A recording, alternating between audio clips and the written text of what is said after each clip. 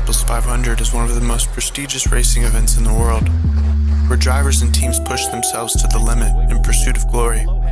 But what happens when the pursuit of victory leads to cheating?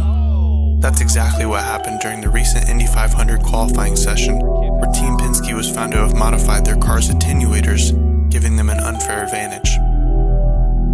The attenuator is a critical component of the car designed to absorb shock and reduce the impact of crashes.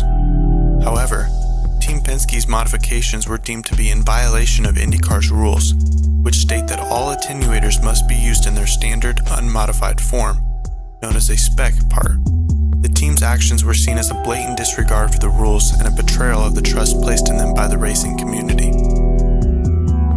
IndyCar president Doug Boles was swift to act, imposing severe penalties on Team Penske. The team was fined $100,000, lost points gained from qualifying, and was demoted to the back of the starting grid. Drivers Joseph Newgarden and Will Power were set to start 32nd and 33rd respectively, a huge blow to their chances of winning. But the penalties didn't stop there. Team Penske's leadership team was torn apart, with team president Tim Cindric, managing director Ron Rzuski, and general manager Kyle Moyer all losing their jobs. It was a stunning move, one that sent shockwaves through the paddock and left many wondering what had gone wrong. The reactions to the scandal were swift and fierce, with many in the paddock calling for harsh penalties. Pato O'Ward, a rival driver, was scathing in his criticism, saying that Team Penske's actions were unacceptable. They weren't accidentally doing it because they had the blowtorch right there in order to get it out. So honestly, I feel for Abel and for everybody that did the disqualifications or the last chance qualifying. You know, if those cars weren't in regulations, I'm not an engineer, so I can't tell you what they were doing, how much speed that is, or if it is any speed. But obviously, it's not in regulation. The rule is pretty black and white. Those cars should have been in the last chance qualifier. They should have been brought into the LCQ. They had that yesterday, I guarantee you. Till someone pointed it out today. So those cars, if they're disqualified today, they should have been disqualified yesterday.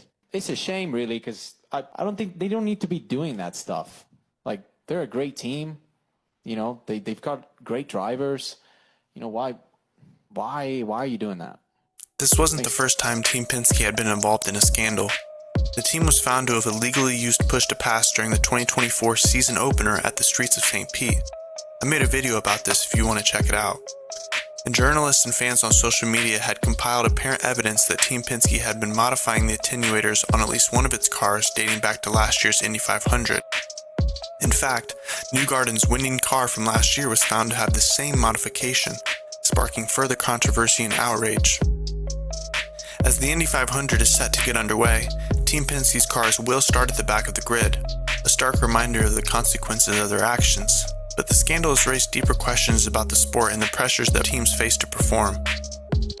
Chip Ganassi, a rival team owner, said that Team Penske has a responsibility to protect the sport and uphold its integrity.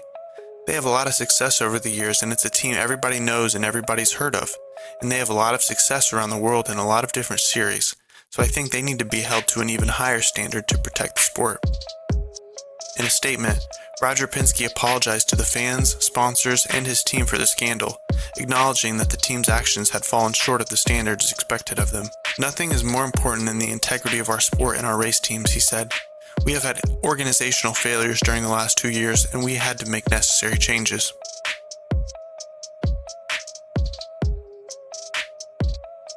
So that's the story of the Indy 500 scandal that rocked the racing world.